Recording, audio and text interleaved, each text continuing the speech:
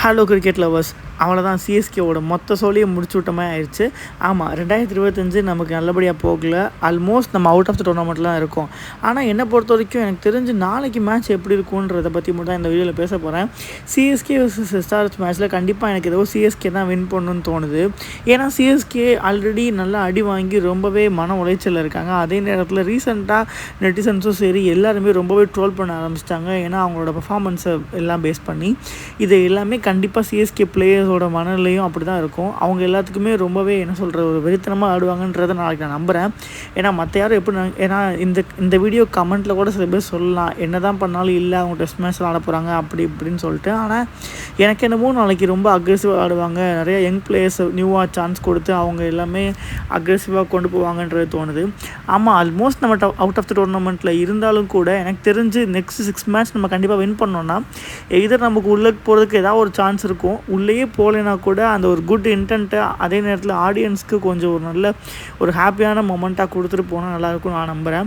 ஆனால் கண்டிப்பாக இது நடக்கும்னு நான் நம்புகிறேன். ஏன்னா தோனி கண்டிப்பாக இதெல்லாமே அவருமே இதை யோசித்திருப்பார். எல்லா மேட்சுமே எல்லா டீமுமே வின் பண்ணணுன்னு தான் உள்ளே போகிறாங்க. ஆனால் அந்த மொமெண்ட்டில் யாருக்கு அந்த சான்ஸ் கிடைக்கிது, யார் என்ன பெர்ஃபார்ம் பண்ணுறாங்கன்றதை பேஸ் பண்ணி தான் அந்த டீம் வின் பண்ணுது. நம்ம சிஎஸ்கே இந்த மாதிரி நிறையா டோர்னமெண்ட் வின் பண்ணியிருக்கு, நிறைய மேட்சஸ் வின் பண்ணியிருக்கு, நிறையா டீம்ஸை கதற விட்டு செஞ்சுருக்கு. இந்த வட்டம் நம்ம கொஞ்சம் டவுன்ஃபாலில் இருக்கும். இது எல்லாருக்கும் நடக்கிறது தான். ஸோ எனக்கு தெரிஞ்சு ஃபேன்ஸ் யாரும் ரொம்ப ஃபைட் பண்ணிக்க தேவையில்லை. ஏன்னா இந்த வருஷம் நமக்கு செட் ஆகலை. பட் நமக்கு சிஎஸ்கேவோட மிகப்பெரிய இம்பேக்டே என்னென்னு பார்த்தீங்கன்னா, எந்த ஒரு இயர் நல்லா விளாட்லையோ நெக்ஸ்ட் இயர் கண்டிப்பாக அதில் கப் அடிப்பாங்க, இல்லைனா அக்ரெசிவாக கம்பேக் கொடுப்பாங்க. எனக்கு தெரிஞ்சு இந்த வருஷம் ரொம்ப சொதப்பினோம் தான். ரொம்ப ஃபீல்டிங் பர்ஃபார்மன்ஸும் புவராக இருந்துச்சு. பேட்டிங் சொல்லவே தேவையில்லை, நிறைய மரத்தை நட்டிகிட்டு இருந்தோம். அதே நேரத்தில் பவுலிங்கும் ரொம்பவே ரிமார்க்கபுளாக இல்லை. கலீல் அகமது நல்லா போட்டாங்க, பட் அஸ்வினால் நிறைய விக்கெட் வாங்க முடியல. ஈவன் தான் நல்லா போட்டாலுமே நல்லா சேப்பாக் கிரவுண்டில் எக்ஸ்பெக்ட் பண்ண விக்கெட்ஸ் அவருக்கு கிடைக்கல. நூர் அகமது மட்டும்தான் கொஞ்சம் சாட்டிஸ்ஃபேக்டரியாக விளாண்டார்.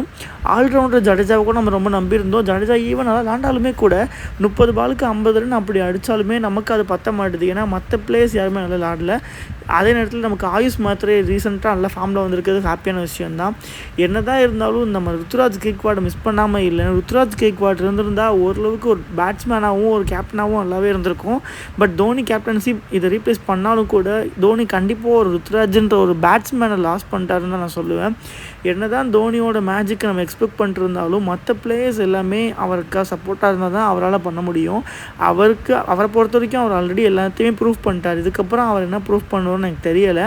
நிறைய பேர் இங்கே கமெண்ட்லேயோ எல்லா இடத்துலையும் போய் என்ன கதறிட்டு இருக்காங்கன்னா, தோனி சீக்கிரமாக ரிட்டையர் ஆகணும் அப்படின்னு கதறிட்டு இருக்காங்க.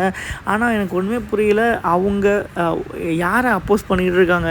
பழைய மேட்சஸ்லாம் போய் பார்த்தாங்கன்னா அவங்க இதெல்லாம் அப்போஸ் பண்ண மாட்டாங்க. ஒருவேளை அவங்க அப்போஸ் பண்ணுறது எனக்கு தெரிஞ்சு இவங்கெல்லாம் வேறு ஃபேன்ஸாக இருந்துட்டு இங்கே வந்திருக்கலாம், இல்லைனா வேறு ஃபேன்ஸாக இருந்துட்டு சிஎஸ்கே அப்படின்ற ஒரு போர்வைக்குள்ளே இருக்கலான்னு தான் நான் நம்புகிறேன்.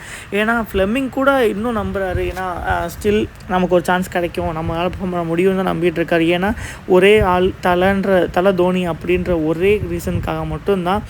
எது எப்படியோ எனக்கு தெரிஞ்சு என்ன மாதிரி ஆள்லாம் எந்த மாதிரி இந்த 2025 முடிச்சிருக்கோன்னு பார்த்தீங்கன்னா, சிஎஸ்கேல ஒவ்வொரு மேட்ச்சும் தோனி வர்றது, தோனி ப்ரெசன்ஸ், தோனியோட விக்கெட் கீப்பிங், தோனியோட மொமெண்ட்டுக்காகவே தான் இந்த மேட்சை பார்த்துட்ருக்கோம்.